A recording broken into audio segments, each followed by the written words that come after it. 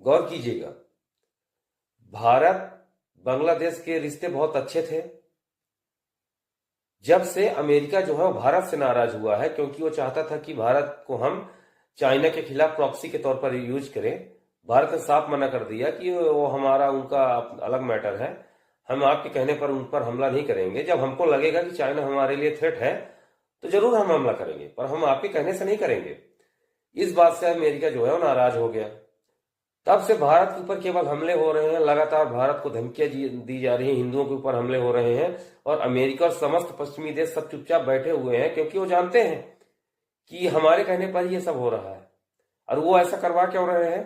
क्योंकि वो चाहते हैं कि भारत अमेरिका की शर्तों पर झुक जाए और अमेरिका का गुलाम बन जाए। जब वो भारत को पैसे फेंके तो भारत जाके सीधे चाइना के ऊपर हमला कर दे, इसके ऊपर हमला कर दे, उसके ऊपर हमला कर दे। वास्तव में जैसा कि इजराइल करता है, वो भारत को भी ऐसे यूज करना चाहता था। भारत ने कहा हमारी इंडिपेंडेंट डिप्लोमेसी है, हम ये नहीं कर सकते हैं, आप खुश रहें चाहे नाराज रहें। इस बात से अमेरिका भड़का हुआ है और भारत को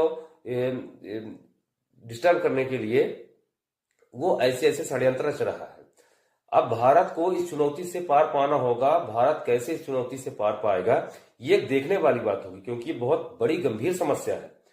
सोचिए, बांग्लादेश को पाकिस्तान का सपोर्ट है, दो सुपर पावर है, चाइना और अमेरिका दोनों का सपोर्ट है, तुर्की का सपोर्ट है, और समस्त जो 56 मुस्लिम कंट्रीज हैं, तो 2-4 को छोड़कर उन सभी का सपोर्ट बांग्लादेश को मिला हुआ है। क्योंकि अगर भारत हमला करेगा तो भारत तो बांग्लादेश को 2-4 घंटे में मिट्टी में मिला सकता है, धूल में मिला देगा।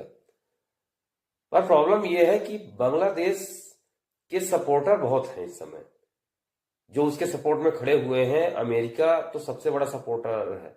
आप समझ सकते हैं कि भारत ने पाकिस्तान को ऑपरेशन सिंदूर में धूल चटा दी, उसके 9 एयरबेस को तबाह कर दिया।